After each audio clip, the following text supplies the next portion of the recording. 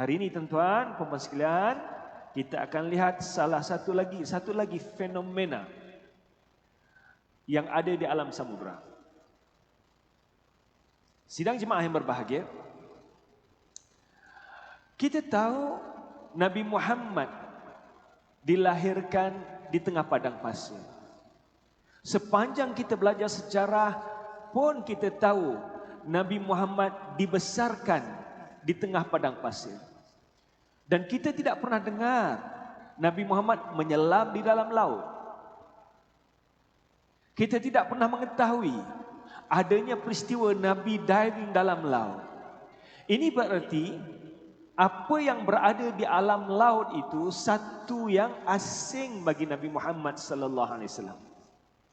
Namun satu perkara yang menjadi keunikan, ironiknya, ajaibnya, bagaimana apa yang ada di alam samudra ini dapat diceritakan oleh Allah SWT, oleh Rasulullah SAW melalui wahyu Allah SWT satu persatu sejak 1400 tahun yang lalu. InsyaAllah kita lihat kali ini api di dalam laut. Api di dalam laut. Tuan-tuan sekalian, kita tahu laut dipenuhi oleh air. Bagaimana boleh wujudnya api di atas air? Kemudian bagaimana boleh wujudnya api di dalam air? Sedangkan kita tahu air memadamkan api. Bukankah satu yang unik? Bukankah satu yang menarik? Apabila Rasulullah SAW sendiri melalui hadis baginda menjelaskan wujudnya di atas air api, di dalam air api. Bukankah pelik, tuan-tuan? Dan satu lagi fenomena yang perlu kita fahami, tuan-tuan yang pernah pergi haji dan umrah pasti memahami, di Mekah dan Madinah tidak ada gunung berapi. Sehingga kita boleh fahami Rasulullah SAW boleh dikatakan tidak mendalami, menguasai, mengetahui dengan detail tentang fenomena gunung berapi. Okey, gunung berapi, tuan, boleh kita bahagikan kepada dua jenis. Yang pertama, gunung berapi yang berada di daratan, di mana akarnya berada di daratan dan puncaknya berada di daratan. Kita nampak gunung berapi ini, dan kalau dia meledak pun kita boleh tahu. Gunung berapi yang nampak menjulang tinggi, indah pemandangannya kita boleh nampak. Di banyak negara kita boleh melihat senario ini, kita boleh lihat panorama ini. Namun ada satu lagi gunung berapi yang juga memberikan kesan yang cukup bahaya pada kehidupan manusia dan binatang yang lain, yaitu fenomena gunung berapi yang ada di dalam laut. Gunung berapi yang ada di dalam laut ini boleh kita bahagikan kepada tiga jenis. Yang pertama, gunung berapi yang akarnya berada di dalam laut. Saya rendahkan sikit kursi ni sekejap ya. Macam mana nak rendah? Okey. Naik. Gunung berapi yang akarnya berada di dalam laut dan puncaknya menjulang tinggi sehingga melepasi permukaan air. Ini permukaan air laut. Puncaknya melepasi permukaan air laut sehingga membentuk pulau. Dan kita nampak pulau yang berada di tengah laut, sebenarnya itu adalah puncak gunung berapi. Okey, itu yang pertama. Yang kedua, gunung berapi yang akarnya berada dalam laut dan puncaknya menjulang tinggi, namun dia tidak sampai melepasi permukaan laut. Katalah di permukaan laut, puncaknya berada di bawah permukaan laut. Puncaknya berada di bawah permukaan laut. Dan kedua-dua ini memberikan bentuk api yang berbeza. Okey. Yang ketiga, gunung berapi yang berada di dasar laut dan puncaknya jauh berada di dasar laut. So ini tiga perbezaan, tiga jenis gunung berapi yang berada di laut. Kita perhatikan satu persatu. Ya, ini contoh tuan-tuan boleh perhatikan gambar yang ada. Bagaimana di tengah laut, laut yang luas sejauh mata memandang, tiba-tiba di tengahnya ada api. Bukankah satu benda yang unik? Laut yang meluas sejauh mata memandang, tapi daripada kejauhan dapat kita perhatikan adanya api yang berada di tengah laut. Yang kita fahami selama ini, api dipadam oleh air. Tapi bagaimana wujud api di tengah laut? Okey, ini contoh fenomena yang ada. Api di tengah laut. Okey, kita lihat keadaan gunung berapi ni tuan-tuan ya. Ini keadaan gunung berapi. Gunung berapi yang pertama. Gunung berapi yang puncaknya berada di atas permukaan air. Gunung berapi yang puncaknya berada di atas permukaan air, dan apabila berlaku ledakan gunung berapi, semburan lava akan kita nampak terpancar keluar daripada pulau yang terbentuk. Dan api yang terkeluar ini berada di atas air. Jadi api di atas, air di bawah. Dan dia selari dengan hadis Nabi, insya-Allah kita akan lihat lebih detail nanti hadisnya. Hadis Nabi yang berbunyi fa inna tahtal bahri fa inna tahtan nari bahron. Sesungguhnya di bawah api ada laut. Okey. Itu hadisnya. Sungguhnya di bawah api ada laut. Dan ini fenomena yang tuan-tuan boleh nampak. Okey, perhatikan, ini contoh gunung berapi Krakatoa yang pernah meletus pada tahun 1883 dengan ledakan yang begitu besar. Semburannya menjulang tinggi ke atas beberapa kilometer ke atas. Beberapa kilometer ke atas lah ya.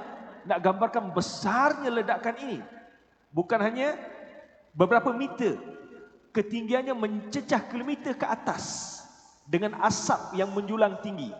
Dan gegaran gunung berapi yang meledak di laut ini telah menghasilkan tsunami yang besar dan meragut nyawa lebih kurang 36, bukan 36 juta tu, 36 ribu nyawa. Tulisan tu juta, silap, perbetulkan. 36 ribu yang terkorban. Pada tahun 1883, ledakan gunung berapi Krakatoa yang puncaknya berada di atas permukaan air. Dan perhatikan di sini tuan-tuan, di tengah laut. Tuan-tuan boleh nampak gelombang yang ada itu hasil ledakan gunung berapi. Gelombang yang hebat besar ni telah membentuk tsunami yang besar. Dan kita boleh nampak semburan api yang menjulang tinggi di atas permukaan air laut. Subhanallah. So ini fenomena yang pertama yang saya tunjukkan kepada tuan-tuan. Fenomena yang kedua, contoh yang kedua, ini gunung berapi yang berada di Jepun. Tuan-tuan nampak puncak gunung berapi yang membentuk pulau. Dan apabila dia meledak, apabila dia meletus, semburan lavanya nampak menjulang tinggi ke angkasa. So ini fenomena yang pertama, gunung berapi yang puncaknya berada di atas permukaan air. Yang kita tahu di Makkah dan Madinah tidak ada gunung berapi. Apatah lagi gunung berapi berada di tengah laut. Satu benda yang asing bagi Nabi Muhammad sallallahu alaihi wasallam. Namun apabila Nabi Muhammad sallallahu alaihi wasallam boleh menceritakan kepada kita fa inna tahtan nari bahran, sesungguhnya di atas api ada laut. Satu fenomena yang cukup menarik tuan-tuan. Kewujudan api yang ada di laut telah pun diberitakan oleh Rasulullah sallallahu alaihi wasallam 1400 tahun yang lalu. Bahkan kita yang berada di negara jiran kita ada gunung berapi pun fenomena ini asing bagi kita. Kita yang hidup di zaman moden, yang ilmu berada di hujung jari, kita boleh Google maklumat di sana sini. Yet maklumat ni kadang-kadang tidak ada dalam minda kita. Kalau kita perhatikan rangkaian api Pasifik, kita ambil dalam Nusantara kita ni sajalah, tak pergi di kawasan yang jauh. Okey, daripada Burma pergi ke Thailand. Daripada Thailand ni memotong sepanjang Pulau Sumatera, negara jiran kita Indonesia. Cuma Sumatera ini berada di pulau sebalik sini, bukan sebalik dekat dengan negara kita Semenanjung Tanah Melayu. Kemudian memotong sepanjang Pulau Jawa. Kemudian pergi ke Sulawesi, pergi ke Filipina, kemudian pergi ke Jepun sampai ke Hawaii. Ini merupakan rangkaian api Pasifik ataupun rantaian gunung berapi. Dan negara kita Malaysia sama ada Semenanjung Tanah Melayu ataupun Borneo, Sabah dan Sarawak termasuk Indonesia dan juga Brunei terlepas daripada rangkaian api Pasifik ini. Namun demikian kesan-kesan dia itu ada sampai negara kita dengan terbentuknya telaga ataupun kolam air panas di beberapa tempat. Itu adalah merupakan salah satu daripada kesan rekahan gunung berapi. Namun apa yang saya nak gambarkan tuan-tuan pertamanya kita bersyukur negara kita jauh daripada ancaman musibah gunung berapi ini yang telah meragut banyak nyawa, ramai nyawa. Baru-baru ini berlaku ledakan lagi gunung berapi di Indonesia yang telah menyebabkan kemusnahan alam. Dan di Palu baru-baru ini telah menyebabkan berlakunya gempa bumi yang teruk, tsunami yang teruk hingga mengorbankan ramai nyawa. Banyak nyawa. Perhatikan di sini tuan-tuan. Rasulullah describe adanya api di atas permukaan laut, di bawah atau di atas laut ada api, di bawah api adanya permukaan laut yang cukup luas. Itu fenomena yang pertama. Okey, fenomena yang kedua, gunung berapi yang berada di dalam laut namun puncaknya berada di bawah permukaan air. Namun demikian, semburan lava dia, semburan api dia tetap menjolak melepasi permukaan air. Ini contoh, tuan-tuan nampak yang warna merah bulat, itu adalah semburan lava. Cuma mungkin asapnya tak nampak kelihatan sebab asapnya telah pun ditutup oleh air. Tapi semburan lava yang nampak jelas tu keluar, kita boleh nampak. Ini satu lagi contoh. Tuan-tuan perhatikan bagaimana semburan lava melepasi permukaan air di mana gunung berapi berada puncaknya di bawah permukaan air. Kita hanya nampak semburan lava saja tanpa dapat melihat daratan ataupun puncak gunung berapi. Dan fenomena yang kedua ini masih lagi ada persamaan ataupun ada kaitan bertepatan dengan hadis Nabi Muhammad sallallahu alaihi wasallam, fa inna tahtan nari bahron, sesungguhnya di bawah api ada laut. Itu fenomena yang kedua. Fenomena yang ketiga, gunung berapi yang berada di dalam laut, puncaknya berada di dasar laut, dan semburan ataupun ledakan lava dia tidak terkeluar daripada laut, semuanya masih berada di dalam laut. Tuan-tuan boleh nampak gambar ni, bagaimana rekahan yang panjang tu adalah rekahan gunung berapi, puncak gunung berapi sentiasa mengeluarkan lava. Saya tak bawa video, saya hanya buat gambar saja. Kalau video tuan-tuan boleh nampak macam mana pergerakan lava tu sentiasa keluar, membawa api di perut bumi. Dan fenomena ini selari dengan hadis Nabi Muhammad SAW yang berikutnya berbunyi, fa inna tahtal bahri naron, sesungguhnya di bawah air ada api. Subhanallah. Tadi di atas api ada laut. Ini di dalam laut, sungguhnya di dalam laut ada api. Kalau api di permukaan air, kita boleh katakan okey, Nabi Muhammad boleh nampak dengan mata sendiri ataupun somebody telah pun menjelaskan pada Nabi Muhammad SAW. Namun kewujudan api di dalam laut ini tuan-tuan baru saja ditemui oleh ilmuwan dunia. Baru saja ditemui oleh para oceanografi. Dan zaman Nabi Muhammad sallallahu alaihi wasallam segala equipment untuk menyelam dalam laut belum lagi tercipta. Ya tuan-tuan, ada orang tertentu yang boleh menyelam dalam laut dengan nafas yang panjang. Contohnya kalau tuan-tuan pergi Sabah, orang bajau laut, mereka boleh menyelam dalam laut cari permata tanpa guna oksigen. Mereka boleh menyelam dalam laut sampai 3 minit, setengah tu sampai beberapa minit. Rata-rata kita tak sampai pun 1 minit kan? Tak sampai 1 minit. Adalah yang boleh melepasi 1 minit. Tapi kalau orang yang kena semput ni biasanya tak sampai 1 minit lah tuan-tuan. Tapi mereka dah biasa. Bajau laut dah biasa dah menyelam dalam laut, mencari permata tanpa oksigen. Permata ni dalam laut, dalam laut. Namun demikian untuk pergi ke dalam laut yang dalam, perlukan equipment yang lengkap. Seperti mana kita naik ke atas, adanya tekanan, kita turun ke bawah dalam dasar laut pun ada tekanan. Ingat kembali baru-baru ini peristiwa yang berlaku kepada kapal selam tentera Indonesia yang karam, ya. Sampai kedalaman tertentu, tekanan yang kuat hingga boleh memecahkan kapal. Kapal boleh hancur. Apatah lagi tubuh manusia.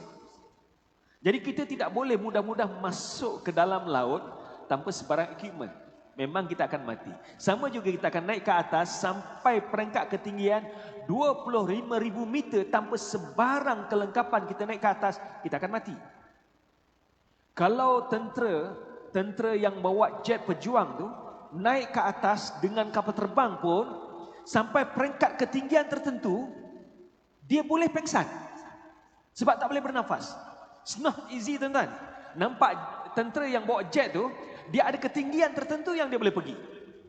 Sekiranya bekalan oksigen, banyak kes berlaku jet ni jatuh sebab pemandu jet, pilot dia unconscious, pengsan. Sebab tak cukup oksigen. Naik ke atas tu kena cukup bekalan oksigen. Sebab itulah pemandu jet pejuang bila nak buat naik jet ke atas tu, dia kena siap bekalan oksigen. Dia bukan meredah masuk tu aja. Sebab ada kemungkinan dia akan melepasi puncak yang jauh lebih tinggi. Sekiranya bekalan oksigen tak cukup, dalam berapa minit dia akan unconscious. Bila unconscious, hanya berapa saat kapal akan jatuh. Jet akan jatuh. Okey, kembali balik pada poin ni. Poin yang kita nak jelaskan kat sini ialah hadis ini. Cuba perhatikan. La yarkabul bahra illa ghazin aw muhajjun aw mu'tamirun. Tidak ada orang yang menempuh jalan laut melainkan orang yang berperang. Sekarang ini kalau tidak, tuan-tuan, kapal-kapal perang di laut banyak. Kapal perang ni bukan kecil, tuan-tuan, ya. Tuan-tuan, atau kapal perang ni biasanya di situlah tempat jet landing. So kapal laut, kapal tentera, ya, bukan kapal dagang. Kapal tentera biasanya saiz menjangkau panjang lebih 3,000 meter. Boleh tuan-tuan nak faham? Lebih 3 kali padang bola sepak. Okay? Lebih 3 kali padang bola sepak. Mengah jugalah tuan-tuan kalau kita nak jalan berhujung ke hujung. Saya nak gambarkan bahawa kapal tu yang ada besar, bukan kecil. Dan kapal di laut masih lagi ada sampai sekarang. Yang Rasulullah sebutkan bahawa tidak merentas jalan laut kecuali orang yang berperang, memang sampai sekarang masih ada lagi. Bahkan kapal selam masih banyak. Negara kita pun ada kapal selam yang jadi isu, kapal selam yang tak boleh menyelam. Dan kapal selam di setiap banyak negara di dunia pun tentera-tentera mereka ada kapal selam, ya, yang masih lagi digunakan sampai sekarang. Nak gambarkan Rasulullah sebutkan 1400 tahun yang lalu, kenyataan wujudnya kapal-kapal yang digunakan untuk mereka yang berperang. Sampai sekarang masih lagi relevan hadis ini. Kemudian kita tengok bahagian hujung hadis itu. Fa inna tahtal bahri naron, sesungguhnya di dalam laut ada api. Hadis ini sesuai dengan fenomena gunung berapi yang ketiga. Di dalam laut ada api. Subhanallah. Macam mana Nabi Muhammad SAW boleh menceritakan fenomena-fenomena ini 1400 tahun yang lalu, di kala mana masyarakat Arab kafir Quraisy tidak mengetahui perkara ini.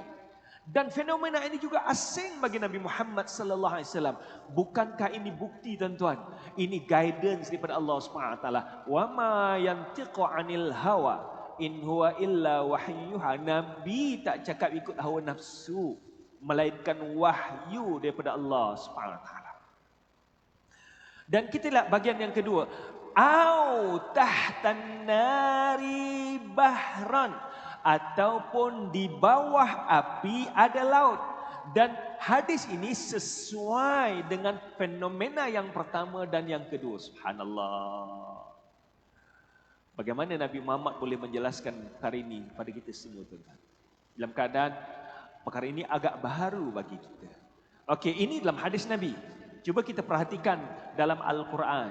Saya minta tuan-tuan yang ada telefon smartphone ataupun telefon Android, tolong buka surah At-Tur ayat 1 hingga ayat 6. Sebab saya nak tunjukkan kadang-kala tuan-tuan baca terjemahan Al-Quran, terjemahan tak tepat. Ya? Banyak kali kita temui terjemahan Al-Quran lari daripada fenomena yang ada. Kita tak salahkan penterjemah sebab itu adalah usaha penterjemah untuk menyampaikan maklumat kepada kita. Dan tuan-tuan kena ingat, terjemahan Al-Quran bukan Al-Quran. Saya ulang balik supaya tuan-tuan faham. Kita tak sama dengan orang Kristian. Orang Kristian dah tak ada lagi Bible yang asli. Sebab tu mereka dikenali sebagai umat terjemahan. Mereka hanya bergantung pada Bible yang diterjemah daripada bahasa ke satu bahasa. Dan saya boleh buktikan dalam Bible terjemahan-terjemahan yang salah. Banyak sangat terjemahan yang salah. Jadi persoalan yang boleh kita tanyakan kepada mereka, terjemahan mana satu yang betul? Bagi umat Islam, kita tak jadi masalah kalau ada terjemahan yang tak tepat, kita boleh rujuk pada teks yang asal dalam bahasa Arab. Sebab kita kena fahami bahawa terjemahan Al-Quran ialah kefahaman penterjemah untuk menyampaikan isi kandung Al-Quran ikut kemampuan mereka. Mungkin mereka pandai sastra Arab, mereka tahu bahasa Arab, mereka tahu budaya Arab, tetapi ilmu dalam bidang-bidang yang lain mereka tidak menjangkau menggarapi. Sebab ilmu Al-Quran ni begitu luas, tibyanun likulli syai'. Ilmu Al-Quran mencakupi segala bidang ilmu. Sedangkan ilmu manusia agak terhad. Mungkin dia pandai bahasa Arab tapi beliau tidak pandai dalam bidang antropologi. Dia tak tahu dalam bidang anatomi, tidak tahu dalam bidang embryologi. So bidang-bidang yang berbeza ini agak sukar untuk dijelaskan kalau kita tidak tahu. Seperti mana ayat ataupun ayat ini yang berkaitan dengan alam oceanografi. Okey, kita perhatikan. Cuba buka, tuan-tuan buka, tengok surah At-Tur ayat 1 hingga 6. Saya akan ulas ayat 1 persatu, kemudian kita ulas lebih detail ayat yang ke-6 ya. Okey. Siapa yang ada, boleh saya tahu, siapa yang boleh buka? Saya nak tengok. 1, 2. Okey, ada berapa orang? Taib. Nanti saya akan rujuk ya, tengok terjemahan tu macam mana. Okey, saya bacakan dulu. Wat-turi wa kitabim mastur fi raqqim mansyur wal baitil ma'mur was saqfil marfu' wal bahril masjur sampai ayat ke-6. Wat-tur demi bukit Tursina. Bukit di mana Nabi Musa alaihissalam menerima wahyu pada Allah Subhanahu wa taala. Wa kitabim mastur fi raqqim mansyur. Allah Akbar. Ayat ini cukup indah tuan-tuan. Allah describe wa kitabim mastur, dan demi kitab Al-Quran yang tertulis. Kalau tuan-tuan perhatikan sejarah penulisan Al-Quran, Al-Quran ditulis zaman Nabi bukan di atas kertas, tetapi di pelepah tamar, di kulit binatang, di batu, di kulit-kulit binatang, di batu, di pelepah tamar, di tulang ya. Tetapi ayat ini menyatakan bahawa wa kitabim mastur, dan demi kitab Al-Quran yang tertulis. Tertulis di mana?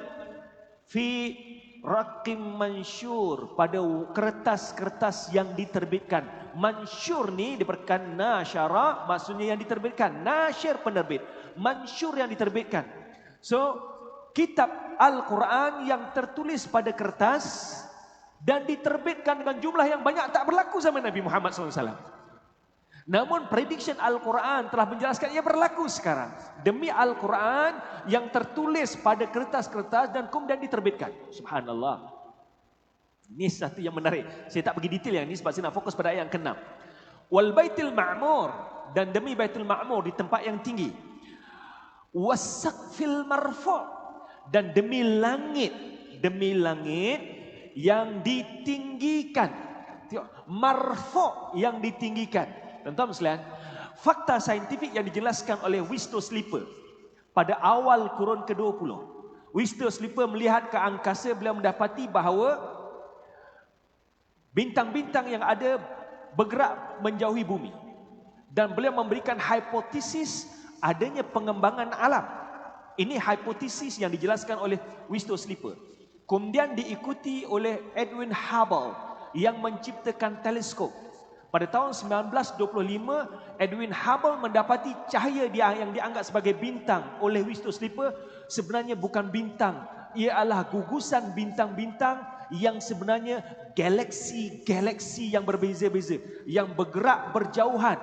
Dan apa yang dijelaskan oleh Winston Slipper dibenarkan secara saintifik oleh Edwin Hubble bahawa langit ini sentiasa mengembang. Dan pengembangan langit ini selari dengan apa yang Allah sebutkan dalam Al-Quran, was-samaa'a banainaha bi'aidin wa inna lamusi'un. Langit kami binakan dengan tangan kami, yang kuasa kami, wa inna lamusi'un, dan kamilah yang mengembangkan langit. Subhanallah. Pengembangan langit ini telah pun dijelaskan oleh Allah SWT, fenomena langit mengembang. Tetapi fenomena ini hanya diutarakan oleh Winston Slipper di awal Quran ke-20. Sedangkan Al-Quran telah pun menjelaskan 1400 tahun yang lalu. Allah bukankah semua ini menjadi fakta bukti benar Al-Quran datang daripada Allah SWT, bukan tulisan Nabi Muhammad. Kalau Quran tulisan Nabi Muhammad SAW, it is impossible for our Prophet Muhammad SAW could describe all these things in detail. Mustahil Nabi boleh menjelaskan dengan detail. Bukan satu ayat, ada ayat-ayat yang berbeza. Tetapi faktanya sama, langit mengembang, langit meninggi. Subhanallah. Ini di antara mukjizat kehebatan Al-Quran. Okey, kita lihat ayat yang ke-6, tuan-tuan. Okey. Wa bahril masjur. Okey bang, apa terjemahan dia? Boleh bacakan? Dan demi laut yang penuh tepu dengan kepanasan, betul? Demi laut yang penuh tepu dengan kepanasan. Apa yang tuan-tuan boleh faham? Demi laut yang penuh tepu dengan kepanasan. Mana ada laut yang tepu dengan kepanasan? Ini fakta yang lari pada fakta saintifik.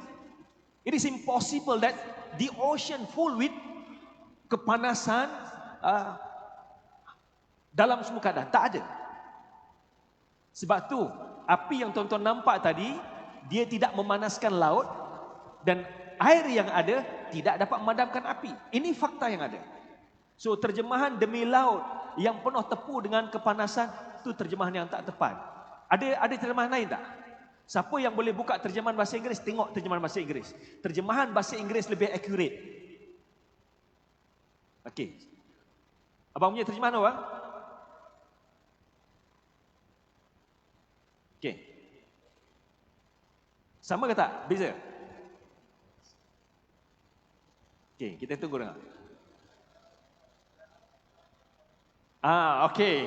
Ini terjemahan yang menarik. Dan laut yang dalam tanahnya ada api. Ini kita simpan terjemahan ini. Ada terjemahan lain tak? Siapa yang boleh buka bahasa Inggeris, tolong buka bahasa Inggeris. Dan saya akan ulas bahasa Inggeris ini. Okey. Ada? Dah jumpa dah bahasa Inggeris? Ada satu lagi terjemahan yang saya jumpa, demi laut yang penuh dengan gelombang. Ini pun lari jauh, teman. Memang laut penuh dengan gelombang. Dan dia tidak ada keunikan dengan perkataan masjur. Ada? Cek. Ayat ke-6. By the ocean. Sekali cuba tengok, tak dengar. Ever will. Okey. Ada terjemahan lain tak? Ada terjemahan yang lain bunyi by the ocean full with fire. Itu satu lagi, dalam laut yang berapi. Okey, terjemahan, kita lihat terjemahan ni. Dari abang punya terjemahan bukan? Demi laut yang dalamnya ada tanah yang berapi, kan? Tanah yang berapi, sama dengan terjemahan saya. Ya, demi laut yang dalamnya ada, yang di dalam tanahnya berapi. Okey. Tuan-tuan sekalian, perkataan masjur daripada sajarah. Sajarah ni tungku yang berbara, yang menyala. So, dia bukan tepu dengan kepanasan, tetapi dia bukan penuh dengan gelombang, tetapi dalam laut ada bara api yang menyala. Sebab itulah terjemahan yang lebih tepat ialah demi laut yang di dalamnya ada tanah yang berapi. Itu saya nak gambarkan, kita lihat beberapa terjemahan tadi. Terjemahan yang agak jauh. Ada setengah tu terjemahan yang agak jauh lari. Tetapi terjemahan yang tepat ialah demi laut yang di dalamnya ada tanah yang berapi. Kalau kita hanya bergantung pada terjemahan dan kita baca terjemahan demi laut yang penuh gelombang. So, apa uniknya? Semua laut bergelombang. Tak ada keunikan.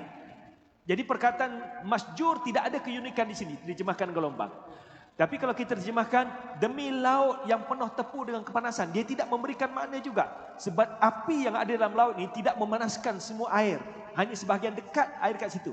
Jadi bahagian sikit saja yang panas. Bukan tepu dengan kepanasan. Bila perkataan tepu, istilah sains ni, dia memenuhi ruang tersebut. Ruang ini tepu dengan karbon dioksida. Maksudnya ruang ini penuh dengan karbon dioksida. So bila kita katakan demi laut yang penuh tepu dengan kepanasan, dia lari jauh. Terjemahan dia. So the point yang saya nak tekankan kat sini ialah 1400 tahun yang lalu Nabi Muhammad, melalui lisan Nabi Muhammad, Al-Quran telah pun menjelaskan adanya api di dalam laut. Subhanallah. Bagaimana Nabi Muhammad SAW boleh menjelaskan kepada kita fenomena ini? Bukankah ini tuan-tuan bukti dan dalil yang jelas bahawa Al-Quran merupakan wahyu Allah Subhanahu Wa Taala? Benarlah apa yang Allah sebutkan dalam Al-Quran, wa ma yantiqu 'anil hawa in huwa illa wahyuha. Wa ma yantiqu 'anil hawa in huwa illa wahyuha. Nabi tak cakap ikut hawa nafsu, melainkan wahyu.